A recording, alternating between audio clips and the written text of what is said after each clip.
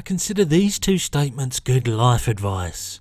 Never buy a white car and never put white paint on a paintbrush. It belongs in a can. But rules are meant to be broken, and stunning miniatures can overcome any obstacles. I'm your narrator Benji, and this is the guide to building your first 500 points of Lumineth Realm-Lords. For those of you that have watched our previous videos, you'll know that A, we give you two possible guides for starting out with a new army, in order to give you as much of a flavour as to your options as possible, and B, we favour variety of models to help you see what the army has to offer, and look to strike an equal balance between competitiveness and overall theme. You'll find no spamming as much of a small handful of units as you can, just to be meta for the next 10 minutes. With that out of the way, one presumes you've already partially committed to Age of Sigmar's High Elves, and you know that they're an elite, mobile, wizard-heavy, glass cannon, synergy-centric faction. They are also moderately confusing when it comes to allegiances and sub-factions. You see, they break down into 4 allegiances: the Venari, Sinari, Huracan and Alarith. However, your army will not be allegiance exclusive. These just provide differing traits on a unit that happens to be one of these allegiances. Instead, for army building rules, we have nations, of which there are 6. The Anti-Rend Emetrica, the Aether Quartz Greedy Sia, the Exceptionally Brave Ilyatha, the We Love Wizards Zytrek, the Scouty Alumnia, and the You Get In My Grill I Still Shoot You Halon. Now, distilling from 6 to 2 was not easy, and to be fair, each choice still gives you a great deal of flexibility in how you go about building a force. So you can still follow the units and pick another nation if you so desire. However, we've decided to follow the edicts of the Zytrek and focus a little bit more attention to the wizarding world of Hysh and bring a few wizards to the party.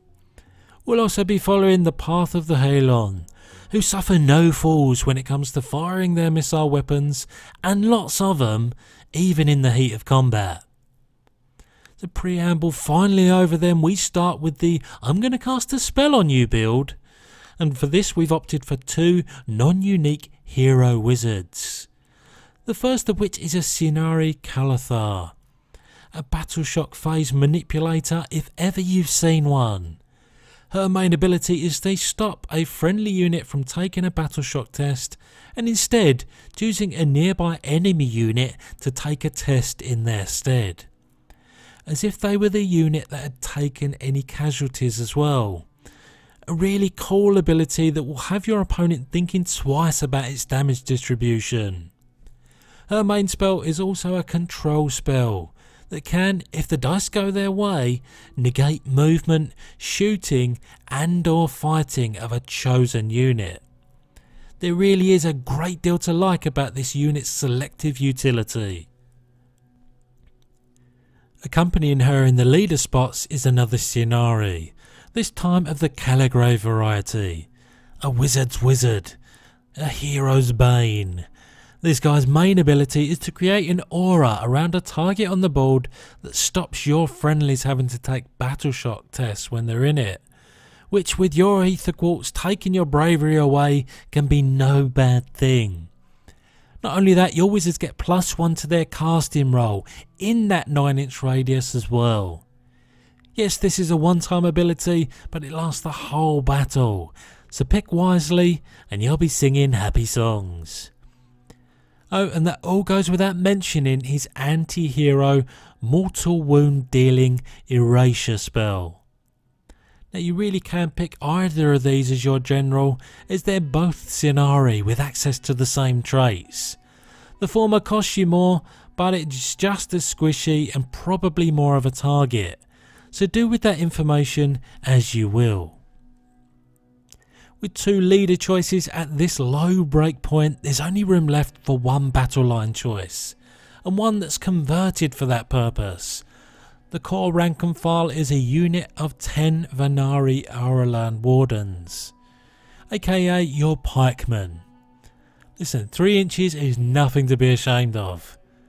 Now these guys are paper thin, but their paper cuts sting, and doling out a bunch of attacks, some even pre-combat with their Moonfire flasks, and with sun metal weapons that can be found on a number of units, dishing out mortal wounds on hit rolls of 6. These are a fearsome bunch up close and personal. You'll also want to think twice before charging them, as their pikes make it easier for them to wound you. Oh, and that goes without mentioning their unit leader is a wizard that allows their sun metal weapons to proc mortal wounds on hit rolls of 5 instead. And finally, a battle line unit by virtue of bringing a Sinari hero. We have a unit of 5 Sinari Bladelords. Another melee unit that costs the exact same for 5 than the Wardens do for a 10-man unit. So what are you getting for your extra points? Well, an extra wound for 1, a somewhat dubiously useful bodyguard-like ability that allows this unit to tank wounds for other Sinari units, but a quite wonderfully utilitarian ability to choose your style of attack, one of which allows you to automatically hit with your Great Blade, and the other gives you more attacks the more enemy models within 2 inches of the bearer. Sweet sauce. Oh, and just for a little cherry on top, they can ignore being the target of spells on a 4-up. And so there you have 480 points of wizard-based synergy and goodness. I really do love the options even this small force give you that can somewhat adapt to your opponent's army in the process. A reasonable model count at this breakpoint ensures you shouldn't get run over, but most importantly, this will form the platform for growing this army in future videos. Which brings us nicely to the top of the pyramid in our me shoot you in the face army. Now someone has to lead, and that someone is a Huracan Wind Mage. Now don't be fooled by this guy's lack of missile weapons. He is a friend to friendly missiles, and an enemy to enemy missiles. Oh my god, where did you receive your godly vocabulary, Benj? Let's start with the 16-inch move. Nice. Then move to the improved save against missile weapons, and the ability to turn that round into a mortal wound for your opponent. Sweet. We then buff the movement of nearby wind chargers. And don't worry, we'll get to that unit shortly. And finally, he just so happens to be a wizard too. What, you didn't think we'd be anti-wizard on Team Shooty, did you? The trick is probably not to play Lumineth if you don't like wizarding. Anyways, with said magic he can dish out mortal wounds in the shooting phase as the icing on the cake. For conventional battle line, we are eschewing the Wardens this time round and opting for their cousin brothers, a unit of 10 Sinari Sentinels. Where the Wardens have pikes, our Sentinels have bows, and they know how to use them. They do have a slightly weaker 5-up save, but to be fair, none of this army is winning durability awards. But they do have modular shooting options. If they use the shorter range aimed attacks, they'll increase their chances to hit and add a splash of rend. But if they notch those arrows way up in the air, they can reach out 30 inches. And not only that, their unit leader allows them to target an enemy that would otherwise be out of line of sight. You can run but you can't hide. They also share the Sun Metal weapons rule and magical ability to proc the mortal wounds on 5-ups, just like the Wardens. In the battle line slot, because we're the nation of Halon, is a unit of 5 Huracan Wind Chargers that go hand in hand with the leader Wind Mage, effectively syncing each unit's movement at 16 inches. And with that level of mobility, there's no sad panda face when it comes to the short range of their bow attacks, dishing out a decent amount of attacks with said bows, albeit only 1 damage apiece. They also stop you modifying your save rolls with cover, and oh yeah, they can basically fly. We finished this list today with our first artillery unit, and for that matter the only artillery in the whole battle tome. A Venari Star Shard Ballista, mirroring the 30-inch range of a lofted sentinel arrow but with a bit more damage attached, and tacking on some targeted -1 to hit roll volleys that affect an enemy unit, but most importantly the ability to nominate a unit near a hero that will give you 1 to your hit rolls. It makes this odds on by virtue of its inbuilt rend for you to wound whatever you choose to set your sights on. Does exactly what it says on the tin. So there you have your 480 points of me shoot you in the face. It wasn't the easiest thing picking two disparate mechanical and thematical themes for these two armies, but I think we pulled it off. These guys are either highly mobile and so it would be difficult to pin down, or are pretty much guaranteed to do some damage before your opponent catches up with them.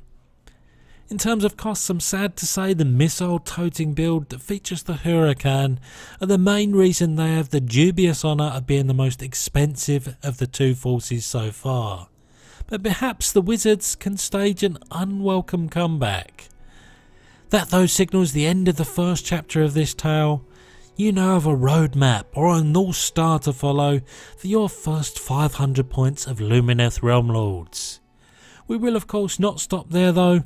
There are more breakpoints to get to that will see us complete our journey through Vanguard territory and into the sub 2000 point battle hosts, and finally to the peak of a 2500 point war host. I've been your host Benji, and this is him telling you that this video has ended.